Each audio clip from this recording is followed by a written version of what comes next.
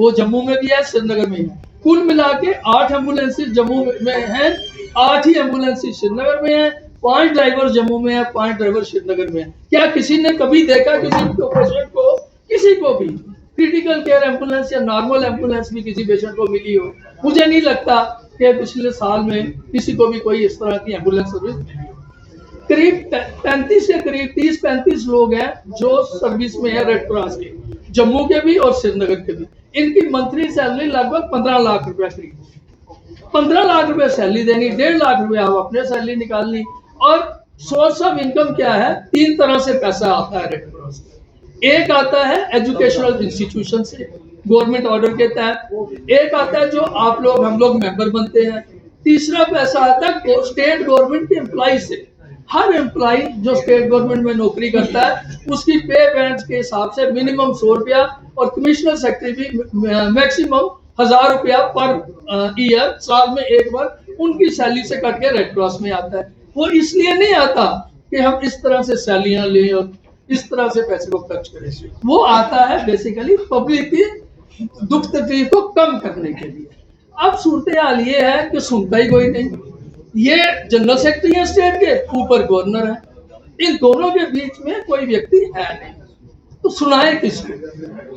Divisional commissioner, deputy commissioner, हर एक को सुनाया गया। जो ये जम्मू के इलेक्शन थे, जम्मू के इलेक्शन 20 जुलाई 2023 के हुए आज दिन तक उनको चार्ज नहीं दिया।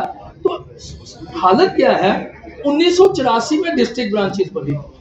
सन 1984 में जब डिस्ट्रिक्ट ब्रांचेस बनी थी तो वो इसलिए बनाई थी कि दूर दराज के एरिया जम्मू एक्सपैंड हो गया तो लोगों की दुख तकलीफ वहीं पे इमीडिएटली मदद की जाए।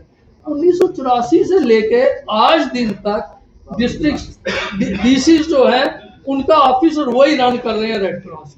जबकि पब्लिक ऑफिस यहाँ पे हर शोबे से ताल्लुक रखने वाला व्यक्ति जो है मदद करने के लिए आता है, लेकिन यहाँ वो माहौल नहीं है। तो हमारी ये डिमांड, हमने इसमें 4 डिमांडें रखी हैं।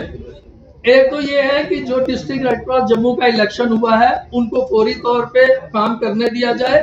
ये अदरवाइज अनपार्लियामेंट्री है, पार्लियामेंट की तौहीन है जो रूल पास किए उसके हिसाब से इलेक्शन डीसी जम्मू ने कराया। एक वो है। दूसरी हमारी डिमांड ये है कि जो इनको अगर 1.5 लाख रुपए अगर इनकी सैलरी इनको दी जा रही है तो वो सैलरी विदहेल्ड की जाए, क्योंकि कोई भी ऐसा काम J&K में नहीं हो रहा जो जिसके लिए 1.5 लाख रुपए सैलरी दी जाए। तीसरी हमारी डिमांड ये है कि इसमें CHE ऑडिट होना चाहिए।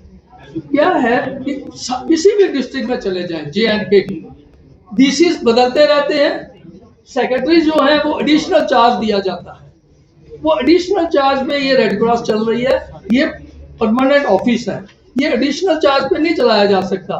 डिस्ट्रिक्ट सोशल वेलफेयर अफसर, कभी एडिशनल डीसी, कभी ACR, तो उनकी जो एक्टिविटीज है उनको अपने काम से फुर्सत नहीं होती, डीसी को अपने काम से फुर्सत नहीं। तो इसीलिए बड़े स्केल पे गवर्नमेंट ऑफ इंडिया लेवल पे national headquarter of red cross ने ये रूल्स जो हैं रिवाइज किए हैं, पार्लियामेंट में इनको पास कराया, प्रेसिडेंट ऑफ इंडिया की अप्रूवल हुई है और उसके बाद जो है ये सर्कुलेट हुए हैं।